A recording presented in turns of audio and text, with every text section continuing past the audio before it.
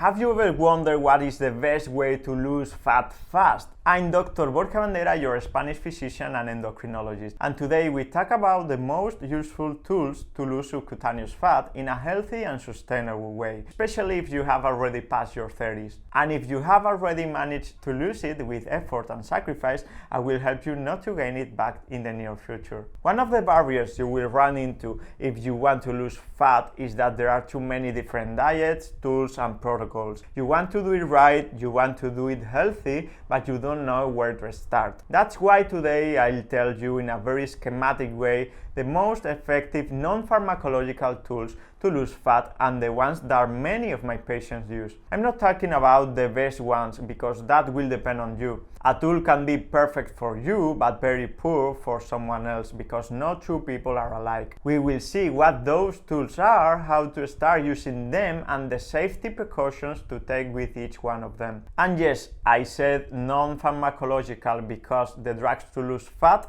we leave it for another video. They are gaining a lot of ground and are effective and very interesting, but I will explain it later. So subscribe to the channel to do not miss the videos. Intermittent fasting. Intermittent fasting consists of establishing fasting periods and feeding periods in different lengths, which are interspersed with each other in the context of different protocols. As I said, a very popular tool which many of you have successfully introduced into your lifestyle. Let me know in the comments how you got on with intermittent fasting. How to get started with intermittent fasting? If you are like most people, you will eat 4 or 5 times per day. You can start by easily reducing the number to 3 meals a day. Once you adapt to this change, introduce 12 hours of fasting between dinner and breakfast, which is fairly easy to achieve. 2 weeks later, remove either the last meal or the first meal, leaving 16 hours of fasting between the last meal and the first. This is the easiest way to start doing intermittent fasting and get its benefits in terms of weight loss. Whether you have more or less results will depend on the number of weeks you do it, the quality of the food you eat, and obviously the other elements of your day-to-day life. You can lose between 4 and 8% of your initial weight doing intermittent fasting in 12 weeks, although this is only the average result. Precautions. The main precaution you should take into account is to follow the principle of progression when starting to do it. It's also important to hydrate properly, especially at the beginning. And if you take drugs, beware of episodes of hypotension and hypoglycemia that can occur when fasting for more than 12 to 14 hours. High protein diet. If I could only do 3 things to lose fat, without a doubt, one will always be to increase the amount of protein I take in. Why? First, it decreases your appetite and makes the going easier. Being in an energy deficit, it's not easy and hunger will show up sooner or later. Delaying it or decreasing it as much as possible is key so that you don't end up failing in your purpose. Secondly, protein preserves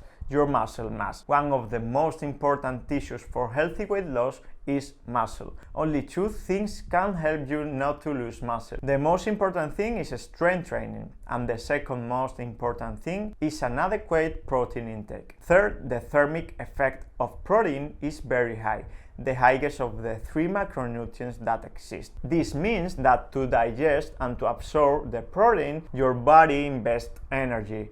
And sometimes this energy is up to 20 to 30% of the energy provided by the protein source, so it's a lot. So we could say that energetically, consuming protein is not very efficient and therefore will help you to maintain the caloric deficit. What kind of protein? Well, you don't have to stick to only one source, and you can mix animal and vegetable sources. Of the former, whey and egg protein are the best options. Of the vegetables ones, soy and pea protein are good choices. How much? If the goal is to lose fat, consume at least 1.5 grams per kilogram of body weight per day. Sorry, but in Spain we do not use pounds. If your weight is too high, use lean mass and not total weight for this calculation. It is not necessary to increase the amount of protein much more, although there are diets such as PSMF diet that reach amounts above 2.5 grams per day. Not recommended. When do I take it? At each meal.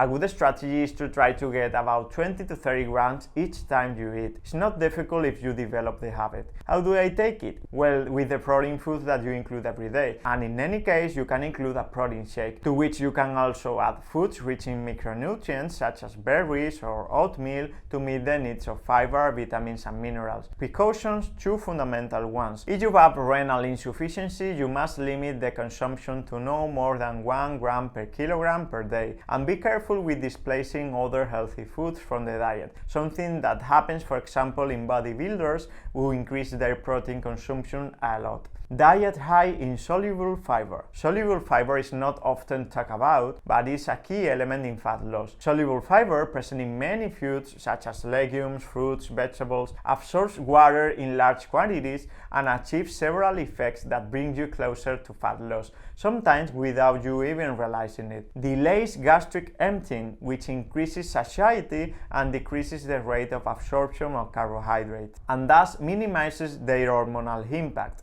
You produce less insulin when you eat an amount of carbohydrate with fiber than without fiber. Decreases dietary energy efficiency. Fiber decreases the number of calories your body absorbs from food. While this may seem insignificant in the short term, it is likely to be a very considerable effect in the long term, and one of the reasons that the population that eat more fiber are healthier and have less disease. It keeps your digestive tract in good health, acting as a prebiotic for your intestinal microorganisms. Far from being inert bags that eat what you give them, they are beings that interact with your cells and produce nutrients that improve cell health. Today there is the good brain axis, the good skin axis, and even the good heart axis. These axes come to explain the interrelationship between intestinal bags and our different organs and systems. How to start? The easiest way is to increase the consumption of fruits and vegetables, especially when you are going to eat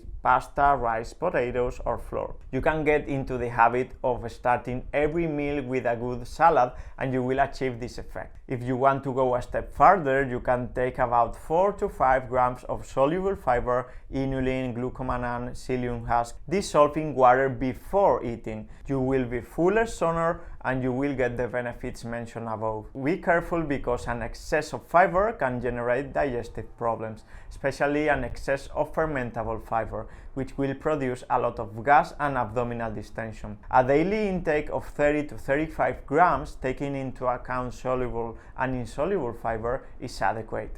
Strength training.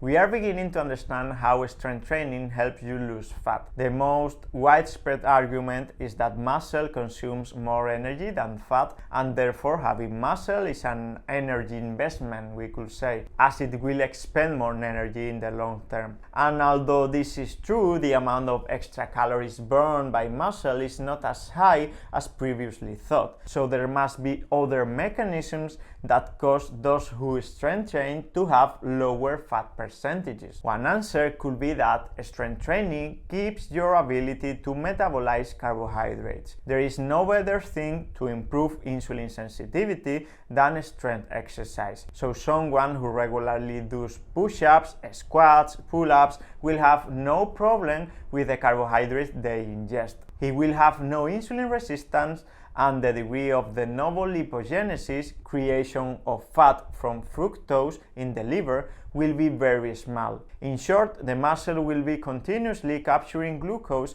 and this will not be converted into fat, or will do so in small quantities. But there are other lines of research that speak of the so-called exerkins, molecules that are produced during physical exercise and that will benefit not only the metabolism but also the compendium of cells in your body, acting as a kind of cellular maintenance system. How to put it into practice? Well, get up from your chair and start. Start small, improve your joint mobility and range of motion, ideally with the help of professionals. Start with simple multi-joint exercises and small weights, and note down progress to make a progressive overload. If you have motor control of your skeletal muscle, you can train muscle strength. Age is not and should not be a limiting factor, and in most pathologies you can and should also work out. So if you want to benefit from all these molecules and their effect on your health, you have no other choice. Carbohydrate restriction.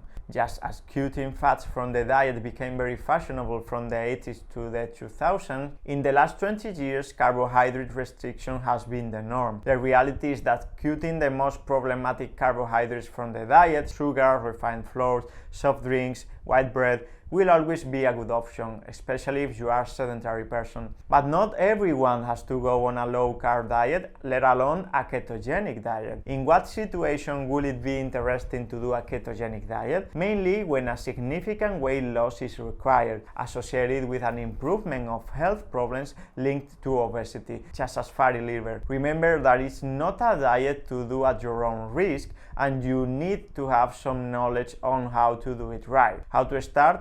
Eliminate refined carbohydrates and simple sugar from your daily life and leave them for celebrations or special moments. This simple change has caused many of you to lose a lot of weight and keep the weight off. Precautions: the removal of carbohydrates, like fasting, must be done very progressively, as there is something like a withdrawal syndrome of carbohydrates if you remove them all at once. Irritability, tiredness, headache, and so on. So much for today's video. Thanks so much for being there. Don't forget to subscribe and turn on notifications. See you soon and stay strong.